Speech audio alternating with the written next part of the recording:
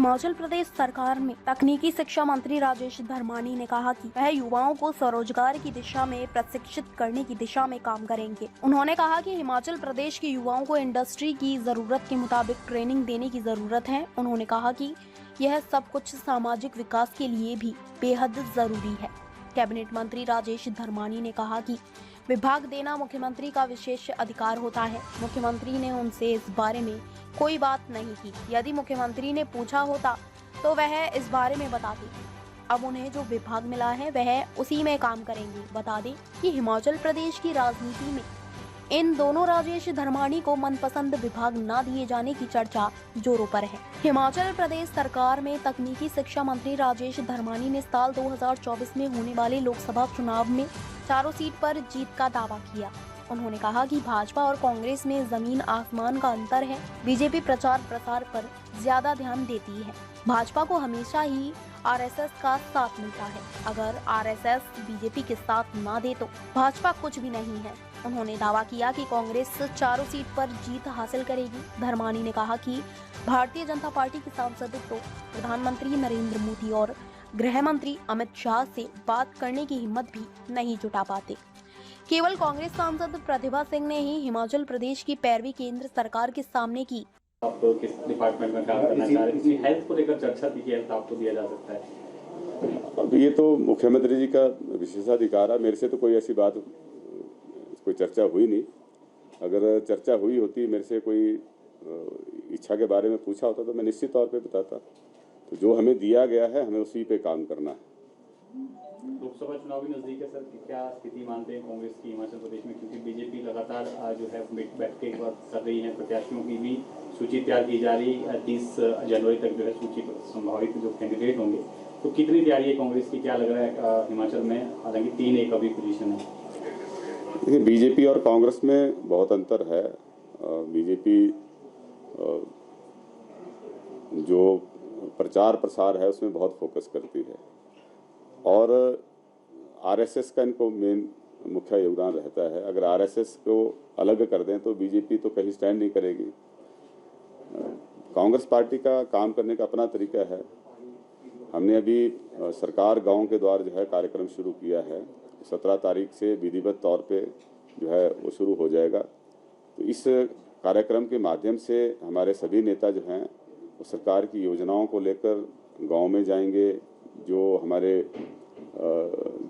गांव में लोग रहते हैं या शहरों में लोग रहते हैं, उनके जो समस्याएं हैं उनके निराकरण के लिए जो है कदम उठाएंगे और विकासात्मक विभिन्न योजनाओं को जो है अमली जामा पहनाने में अपना योगदान देंगे। तो गारंटियों को लेकर विपक्ष लगातार हमलावर है कि गारंटियां जो कांग्रेस ने दी थी वो पूरी नहीं हुई है। फिर चाहे रोजगार की 2 रुपए किलो गोबर खरीदने की थी, तो कहीं पर काम नहीं हो रहा है। इससे पहले मैं जो पहले इन्होंने प्रश्न पूछा था उसको पूरा कर लो। लोकसभा चुनाव में कांग्रेस निश्चित तौर पे पहले से बहुत बेहतर करेगी और हम इस बार चारों की चारों सीटों को जीतने में सक्षम है और हम जीतेंगे। एक सीट हमारे पास पहले से ही है जो हमने उपचुनाव में जीती थी। और आपको याद होगा जब भारतीय जनता पार्टी की प्रदेश में भी सरकार थी और दिल्ली में भी सरकार थी तो उसमें हमने 3 विधानसभा के उपचुनाव जीते थे और 1 मंडी लोकसभा उपचुनाव जीता था। अब परिस्थितियां बदली हैं और हिमाचल की भी जनता जानती है, क्योंकि अभी करीब 4 साल जो हैं वो प्रदेश सरकार के हैं।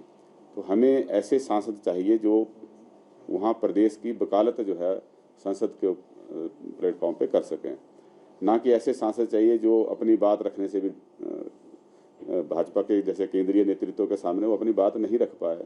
हमारी इतनी बड़ी आपदा आई, आपदा के समय हम अपेक्षा करते थे कि प्रदेश के हितों की जो पैरवी है वो हमारे सांसद प्रधानमंत्री जी और गृह मंत्री जी के सामने करेंगे, लेकिन ऐसा कुछ देखने को नहीं मिला है।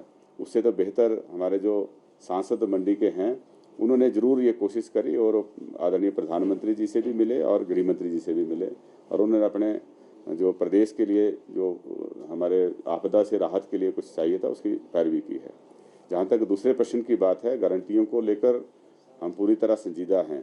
10 गारंटियाँ कांग्रेस पार्टी ने चुनावों से पहले दी थी और इनमें जो सबसे मुश्किल गारंटी थी उसको सबसे पहले लागू किया गया, ओल्ड पेंशन स्कीम का। और इसी के साथ दूसरी योजना हमारी स्टार्टअप की योजना है, जिसके माध्यम से जो है ई टैक्सी और सोलर पावर प्रोजेक्ट की जो है वो 2 फेज़ जो हैं इसको लागू कर दिया है। थर्ड फेज़ की तैयारी है। ये 680 करोड़ रुपए की स्टार्टअप योजना है। तीसरी गारंटी दी थी कि हम हर विधानसभा क्षेत्र के अंदर 4 इंग्लिश मीडियम स्कूल में जो है उसमें इंग्लिश मीडियम में जो है एजुकेशन देने का काम शुरू करेंगे। तो उससे आगे बढ़कर जो है हर स्कूल में इंग्लिश मीडियम में जो है वो शिक्षा प्रदान की जाएगी। तो इसको पूरा कर दिया है और गोबर और दूध खरीदने की जो गारंटी दी है उसको भी शीघ्र लागू करेंगे। इस विभाग में सबसे बड़ी जो जिम्मेवारी है वो जो स्किल गैप है उसको फिल करने की है। हमारा जो यूथ है उसको हम स्किल ट्रेनिंग दे सकें, टेक्नोलॉजी ट्रेन बना सकें, ये बड़ा महत्वपूर्ण है। और जो इंडस्ट्री और एजुकेशनल इंस्टीट्यूशन की ट्रेनिंग में जो गैप है उस स्किल गैप को फिल करने के लिए कदम उठाने की ज़रूरत है। हमें जो टेक्निकल एजुकेशन और स्किल ट्रेनिंग डेवलपमेंट जो स्किल इम्पार्टिंग जो इंस्टीट्यूट्स हैं उनको जो है दोबारा से उनके जो करिकुलम है उसको स्टडी करना पड़ेगा। उनके जो टेक्निक्स ऑफ टीचिंग है उसको देखना पड़ेगा और हमें यूथ को इस तरह से एम्पावर करना है ताकि वो उसकी जो एम्प्लॉयबिलिटी है वो बढ़ सके। चाहे वो सेल्फ एम्प्लॉयमेंट पे जाए तो उसको हम कॉम्पिटेंट बनाएं।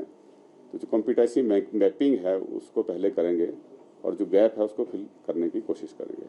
रोजगार के साधन इस क्षेत्र में टेक्निकल सृजित हो सके हैं, क्योंकि अभी तो हर कोई कर रहा है, लेकिन टेक्निकली रोजगार युवाओं को मिल सके तो सक्षम बन सके खुद रोजगार के लिए। इसके लिए क्या करें? इसी के लिए मैं कह रहा हूँ क्योंकि गैप है। जैसी ट्रेंड मैन पावर इंडस्ट्री को चाहिए या इवन गवर्नमेंट मेजर एम्प्लॉयर है, गवर्नमेंट में भी जो एम्प्लॉयबिलिटी स्किल्स चाहिए वो एट्रीब्यूट्स में हमारा यूथ बेशक वो उसके पास डिग्री है, डिप्लोमा है, लेकिन उस लेवल की स्किल नहीं होती है।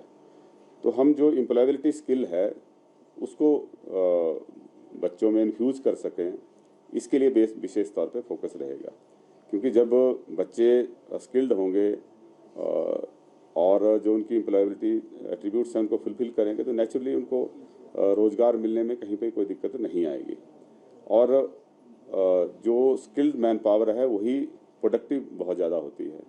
किसी भी देश, प्रदेश या सोसाइटी के लिए ये बहुत ज़्यादा ज़रूरी है कि हमारा जो यूथ है जो वर्किंग एज ग्रुप में है उसको हम अच्छा वेल ट्रेंड बना सकें ताकि वो ना सिर्फ अपने लिए आजीविका कमा सके बल्कि वो समाज के लिए भी बहुत बड़ा एक कंट्रीब्यूशन दे सके।